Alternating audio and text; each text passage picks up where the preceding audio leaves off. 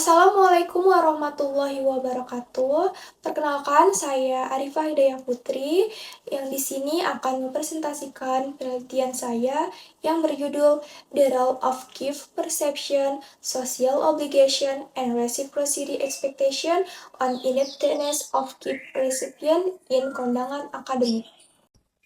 Kita semua pasti sudah tidak asing dengan yang namanya kondangan akademik, seperti sempro, semhas, atau kompre. Biasanya ada saja teman atau keluarga yang datang membawa bunga atau hadiah. Tapi, pernahkah kita berpikir bagaimana perasaan si penerima hadiah itu?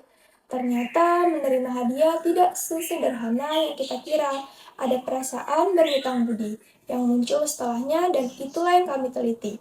Ilmuwan bernama Marcel Mauss sudah lama mengatakan bahwa dalam setiap pemberian hadiah ada 3 kewajiban yang muncul, yaitu memberi, menerima, dan membalas. Nah, penelitian ini fokus pada sisi yang sering diabaikan, yaitu pengalaman si penerima hadiah. Oke, ada 4 pertanyaan utama dalam penelitian ini. Yang pertama, bagaimana penerima hadiah memaknai hadiah yang mereka terima?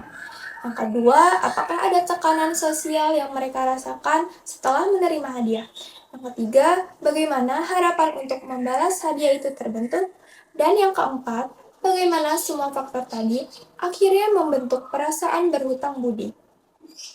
Selanjutnya, tujuan penelitian ini adalah untuk memahami secara mendalam bagaimana 3 hal, yaitu cara memaknai hadiah, tekanan sosial, dan harapan untuk membalas. Itu bisa menimbulkan perasaan berhutang budi pada penerima hadiah. Dari sini, saya juga ingin menghasilkan sebuah gambaran atau model tentang bagaimana perasaan itu bekerja dalam konteks kondangan akademik di Indonesia. Penelitian ini didukung oleh 4 teori utama. Yang pertama yaitu gift-giving theory dari Mauss, yaitu hadiah selalu membawa kewajiban memberi, menerima, dan membalas. Dan yang kedua ada social exchange theory, yaitu hubungan sosial dilihat sebagai proses tukar-menukar yang melibatkan keuntungan dan pengorbanan. Yang ketiga ada theory of reciprocity, yaitu membalas kebaikan adalah norma moral yang berlaku universal. Dan yang terakhir, theory of indebtedness, yaitu menerima hadiah bisa menimbulkan tekanan psikologis untuk membalas di kemudian hari.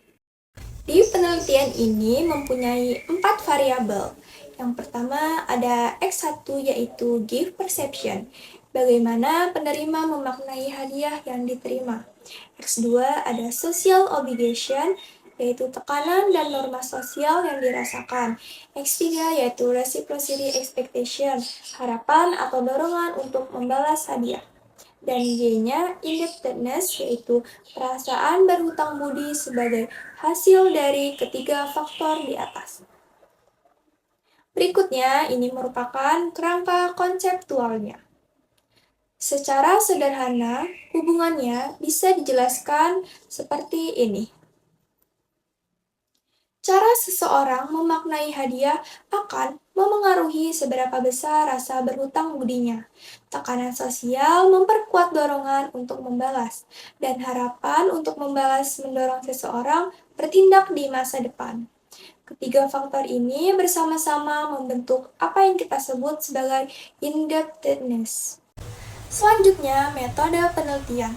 Karena saya ingin menggali pengalaman pribadi dan perasaan seseorang, maka saya menggunakan pendekatan kualitatif dengan desain fenomenologi, yaitu metode yang cocok untuk memahami pengalaman subjektif. Subjek penelitian saya adalah mahasiswa Universitas Lampung yang pernah menerima hadiah dalam 2 tahun terakhir. Jumlah informan sekitar 8-10 orang, dipilih secara purposif dan snowball sampling. Teknik pengumpulan data dikumpulkan melalui wawancara mendalam secara semi-terstruktur dengan durasi sekitar 60-90 menit per sesi. Saya juga menggunakan catatan lapangan sebagai data pendukung. Metode ini kami pilih agar bisa menggali cerita dan perasaan informan secara leluasa dan mendalam. Untuk menganalisis data, saya menggunakan Thematic Analysis dari Brown dan Clark dengan langkah-langkah membaca dan memahami data, memberi kode, mencari tema, meninjau tema, lalu menulis laporan.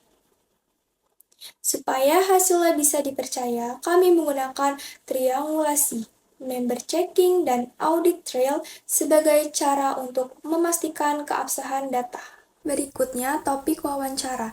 Dalam wawancara, saya fokus pada 4 hal utama. Yang pertama, pengalaman pribadi, yaitu momen kondangan akademik yang paling berkesan. Yang kedua, ada gift perception, yaitu makna hadiah, apakah sesuai atau tidak. Yang ketiga, yaitu social obligation, yaitu tekanan sosial pengaruh status pemberi, seperti dosen atau teman. Yang keempat, ada reciprocity expectation, yaitu perasaan harus membalas rencana dan kecemasan. Dan yang kelima ada indebtedness, yaitu perasaan berhutang budi dan dampaknya terhadap hubungan sosial. Gap penelitian. Penelitian ini punya 4 kontribusi penting. 1. Belum ada penelitian tentang kondangan akademik di Indonesia, jadi ini yang mengisi kekosongan tersebut. 2. Fokus pada penerima hadiah, bukan pemberi, jadi sudut pandang yang jarang diteliti. Yang ketiga, menggunakan pendekatan fenomenologi yang masih jarang dipakai dalam topik ini. Yang keempat, memperkaya literatur global tentang budaya kolektif Indonesia. Berikutnya, jadwal penelitian. Penelitian ini berlangsung sekitar 6-8 bulan dengan tahapan studi literatur, penyusunan instrumen, pengumpulan data melalui wawancara, analisis, validasi, dan penulisan laporan. Anggaran penelitian. Total anggaran penelitian ini sekitar 2.530.000 yang digunakan untuk insentif informan, transkripsi dan perekaman, analisis data, serta penyusunan laporan.